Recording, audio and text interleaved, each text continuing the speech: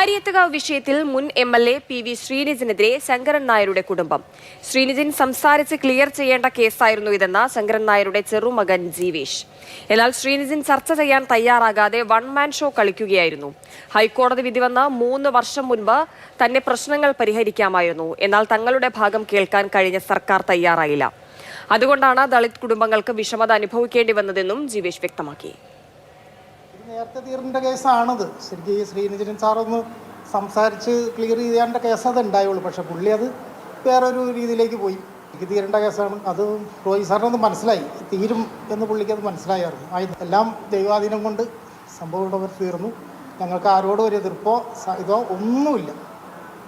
സന്തോഷമായിട്ടാണ് അവർക്ക് കൊടുത്തതും എല്ലാം. അങ്ങനെ ശ്രീനിജൻ സാറ് ഞങ്ങളോടൊന്നും ചർച്ച ചെയ്യാൻ പോലും തയ്യാറായില്ല. ഒരു വൺ മാൻ ഷോ മാത്രം കാണിച്ചു. ശരിക്കും അതായത് ഞങ്ങളെ നാട്ടിലും ഉള്ള ഇതാണ്. അപ്പം അങ്ങോട്ട് വരാമല്ലോ, ഒരു വീട്ടിലേക്ക് വരാം, ഞങ്ങളുടെ വീട്ടിലേക്കും വരാം, സംസാരിക്കാം, അതെന്താ ചെയ്യേണ്ടത്, നമുക്ക് എന്താണെന്ന് ചെയ്യാമല്ലോ. ഒരു ഇതിൽ അത് പുള്ളി വന്നില്ല.